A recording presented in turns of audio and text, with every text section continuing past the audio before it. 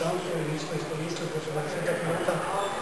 Jednostavno nismo djelovali kako smo govorili, Slavija je preuzela inicijativu, završili smo vrijeme 0:0 i rekli smo da moramo drugo vrijeme biti puno oprezniji, da prvih 15 minuta izdržimo nekako taj gol došao u najgore momentu, ispretili smo dosta radili iz glava, tako da je taj gol malo poremetio. I drugi je došao nakon jedan gol koji nije smio da se primi i onda se zadnje jedan šale tako da je. Osim toga smo otvorili upravo više prema naprijed, što smo Čorkeš koji će vidjeti situacija polu. Dobili smo jedan gol, nismo mogli više da odgovorimo i žao mi je kažem jednostavno će bilo puno više do utakmice. Nažalost, to je treći poraz u nizu i moramo se okrenuti naredne utakmice da pokušamo se ispraviti da bi došli pao do što spremnije jer ovako kako danas je gledao neki momenti na igre gdje je dobro i moramo dobro se gledati na svoj. Hvala.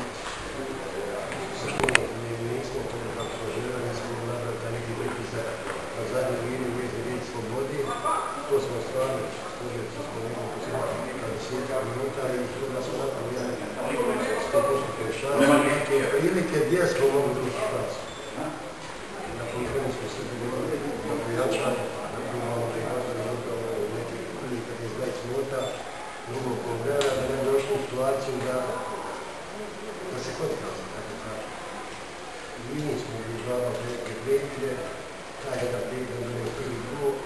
Vidio sam da smo neki naprijed, kao smo pomerili se, da kažem, vas kao neke brže igrače, poslije se toga je drugi gol, tada smo igrače, dakle kažem, ja čestitam ovom prilikom borbenosti na sve što smo kaže, mislim da smo pokusili u svinu igri, gdje smo dozvolili slobođa da uđe u te situacije, na primo treba gol.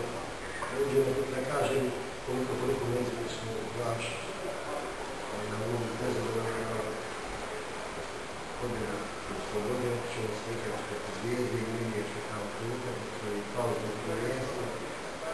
Čestitam još ovim igračima, koji bi svoj projekt na